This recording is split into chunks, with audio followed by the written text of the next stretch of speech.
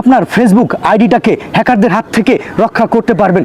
টাকা দিয়ে ভেরিফাই না করেও ফেসবুক আইডিটাকে আপনি হ্যাকারদের হাত থেকে বাঁচাতে পারবেন। কিভাবে বাঁচাবেন? আপনার ন্যাশনাল আইডি কার্ড, পাসপোর্ট অথবা ড্রাইভিং লাইসেন্স দিয়ে হ্যাকারদের হাত থেকে আপনার আইডিটাকে রক্ষা করতে পারবেন। কিভাবে রক্ষা করবেন? আসেন আমি পিছনের ব্যাক ক্যামেরায় প্রসেসিংটা দেখিয়ে দিচ্ছি। ভিডিওটা যদি ভালো লাগে সেভ করে রাখবেন এবং আপনার টাইমলাইনে শেয়ার করে দিবেন। এভাবেই প্রসেসিংটা দেখতে থাকুন। প্রথমত চলে যাবেন আপনার ফেসবুক অফিসিয়াল অ্যাপসে। যাওয়ার পরে এখানে দেখছেন 3টা 3 ডট দাগ আছে, এখানে চলে যাবেন। যাওয়ার পরে আপনি সেটিংয়ে যাবেন। সেটিংয়ে যাওয়ার পরে আবারও আপনি সেটিংয়ে চলে যাবেন।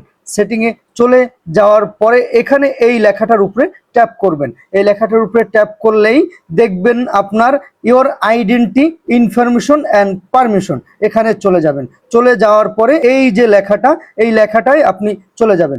যাওয়ার পরে এখানে করার পরে এই লেখায় ক্লিক করলাম, তারপরে সিলেক্ট করলাম। সিলেক্ট করার পরে এখানে আপনার যে দেশ থেকে আপনি করছেন সেই দেশটা আপনি ক্লিক করে দিবেন। তো আমি বাংলাদেশ থেকে করছি, তো বাংলাদেশ থেকে আমি করছি। এখানে যে লেখাটা আছে এই লেখায় ক্লিক করবেন। ক্লিক করার পরে একটু সময় নেবে।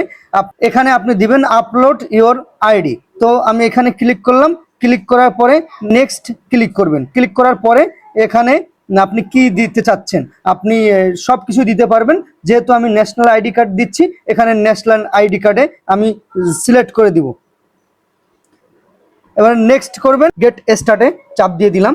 আপনার ছবিটা সুন্দর করে দেখাতে হবে, সুন্দর করে জানি ছবিটা আসে, যার কারণে আমি সুন্দর করে নিচ্ছি। লেখাটা সুন্দরভাবে আসতে হবে। চালু করে দিলাম, একটু সময় নেবে। এই যে সাবমিট করে দিলাম। সাবমিট করার পরে একটু সময় নিচ্ছে, এরপরে আপনারা ফিনিশ দিয়ে দিবেন। তো হয়ে গেল। আশা করি আমার ভিডিওটা আপনাদের খুবই ভালো লেগেছে। আপনাদের টাইমলাইনে শেয়ার করে রাখবেন গুরুত্বপূর্ণ ভিডিও, এবং আপনারা এভাবেই আপনার আইডিটাকে সুরক্ষিত রাখতে পারবেন হ্যাকারের কাছ থেকে। আশা করি ভালো লেগেছে। Thank you.